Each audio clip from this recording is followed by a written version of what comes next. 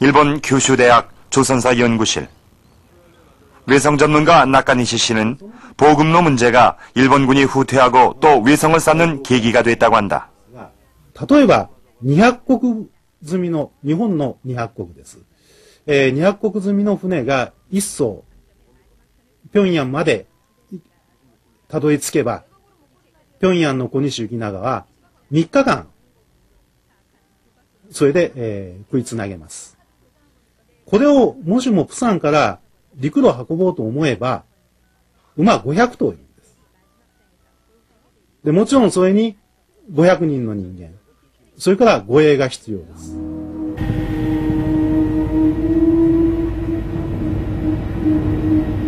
평양으로 진격했던 고니시 유키나가는 결국 남쪽으로 철수를 한다. 그리곤 진해 웅천에 외성을 쌓고 주둔하게 된다.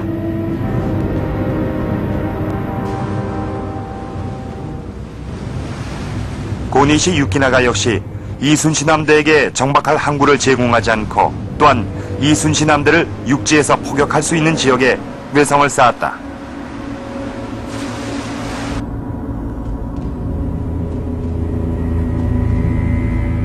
일본군은 이순신 함대가 다시 부산을 공격하면 육지에서 공격할 수 있고 또 후방에서 포위할 수 있는 위치에 외성을 쌓았던 것이다.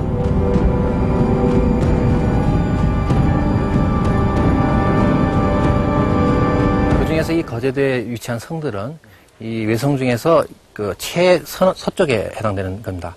그러니까 일본 수군으로 봐서도 전라도 지역으로 하는 그 진출할 수 있는 최전선이 되겠고, 조선 수군으로 봐서도 전라도 지역으로 진출이 못하도록 막는 최고의 방어선이 되겠습니다.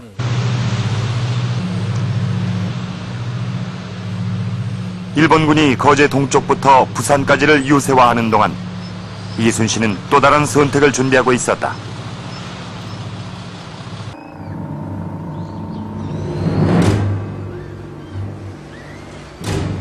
그는 이미 한산해전이 끝나자마자 전라 좌수영을 통영 한산도로 옮겨줄 것을 조정에 요청하고 있었다.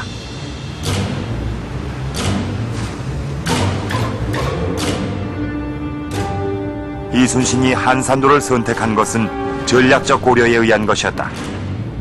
한산도는 거제와 통영 사이의 내해를 통해오는 적과 거제 바깥에 외해로 들어오는 적을 모두 막을 수 있는 요충지였던 것이다.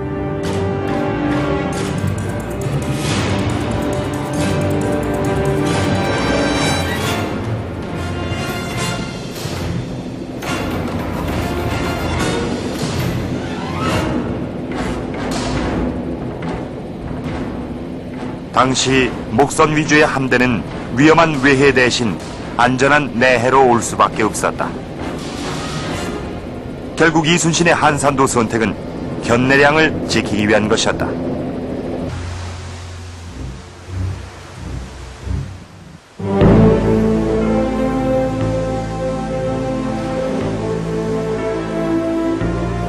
멀리 여수에서 부산의 적을 막을 수는 없었다. 적은 병력으로 많은 적을 막기 위해서는 적과 가까운 거리에서 좁은 길목을 막아야 했다. 이곳 견내량이 최적지였다. 이 물길만 지킨다면 적은 전라도로 그리고 서해로 진출하지 못할 것이다.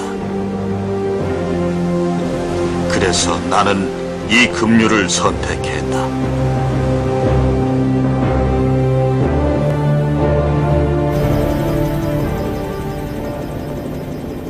한산도의 조선 수군과 거제도의 일본군, 이들의 길고 긴 대치가 시작됐다.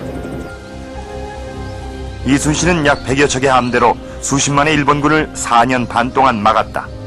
그러나 그것은 엄청난 압박이었다. 언제든지 적의 공격을 받을 수 있는 위치에서 절대 열세의 전력으로 적을 막아야 했다. 더구나 조정의 지원도 없고 육군의 도움도 없는 수군만의 외로운 대치였다. 이순신 함대의 가장 큰 위험은 이 함대 이외에는 보충할 함대가 하나도 없다는 것입니다. 한 번 지면 끝이라는 거죠. 그러니까 그 함대를 지휘하는 이순신 장군의 입장에서 보면 반드시 이기는 싸움이 아니면 해서는 안 된다는 부담이 따르는 거죠. 그러니까 생각해야 될 일이 더욱 많고 이것이 이순신한테 큰 심적인 부담을 주는 거죠. 저는 그것이 이순신 함대의 가장 큰 약점이었다고 저는 생각합니다. 당시 이순신 자신의 상태와 심경은 그가 남긴 일기에 자세하게 기록돼 있다. 일기엔 몸이 불편하거나 아팠다는 기록이 자주 나온다.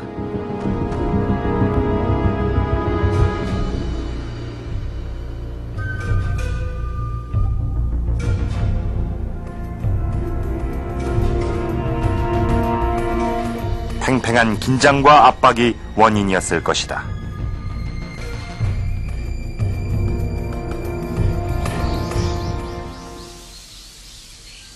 강한 적과 대치하면서도 전혀 보급과 지원을 받지 못했던 야전사령관 이순신. 한산도 통제영 시절은 고난의 시기였다.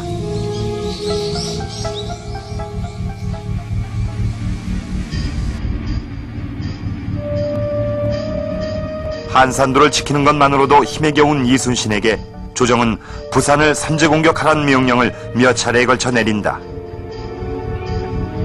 결국 이것은 이순신의 파직을 불렀다. 이순신은 부산을 공격하지 않았다. 적이 이미 이순신의 공격에 모든 방비를 갖추고 있었기 때문이다.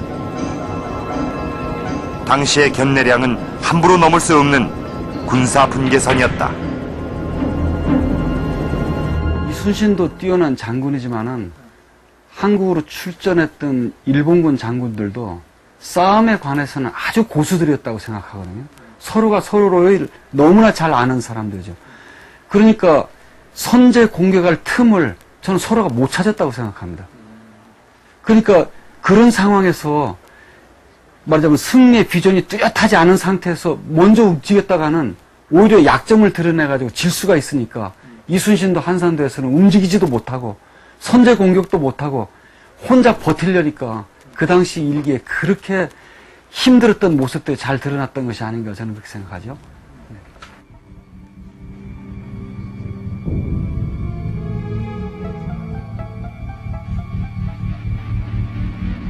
그러나 이 균형은 일본군의 승리로 끝이 난다.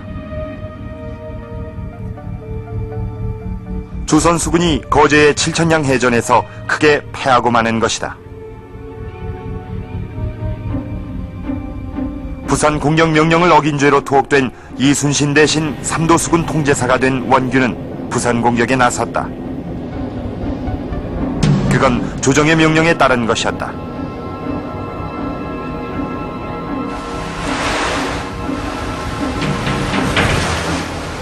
그러나 일본군은 정면 대결을 피했다. 적을 쫓던 조선 함대는 풍랑을 만났고 결국 부산엔 접근조차 못한 채 후퇴해야 했다. それで日本側はどうしたかと言いますと、その先端のところに近づいてやってきましてですね、すぐ離れるんですね。そうするとそれを追いかけるんですよ。そうするとまた片方の方からまたこの朝鮮の水軍に近づいてきてはまたこう離れるということで、そうしますと